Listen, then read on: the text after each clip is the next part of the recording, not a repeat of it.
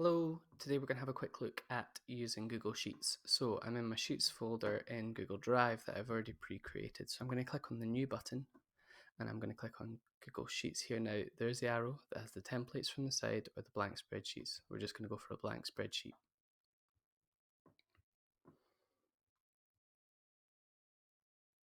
Okay, once that's loaded up, we're going to come up with a title for our blank spreadsheet. So untitled spreadsheet, let's call it Google Sheets test.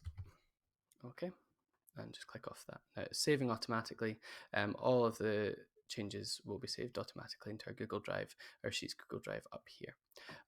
So in Sheets, we can type in anything we like. So we've got numbers, we can type in any cell, we can type names, so Niall. But what if we wanted to actually use this sheet for some data? So let's just delete all of that. In the first one, we might have the name. So Niall. He ate an apple at 1 o'clock. Let's go for Max ate a banana at 10 o'clock.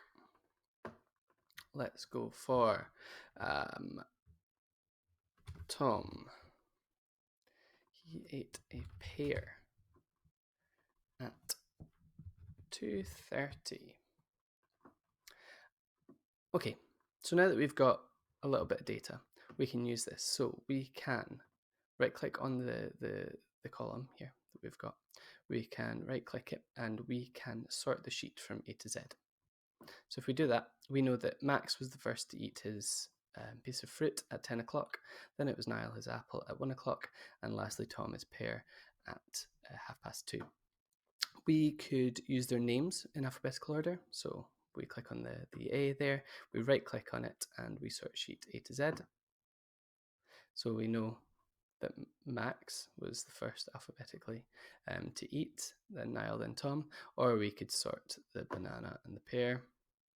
The fruit there, we know that they are alphabetical. So that's really the basics.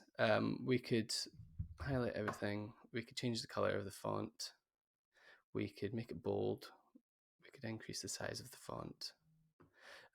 We could change the font. Chelsea Market's always a favourite. We could align it to the centre. There's loads of things that we can do.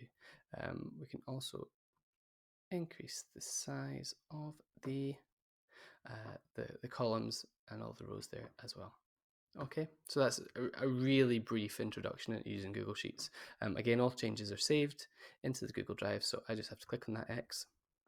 If it's not there, then you reload the page, and as if by magic,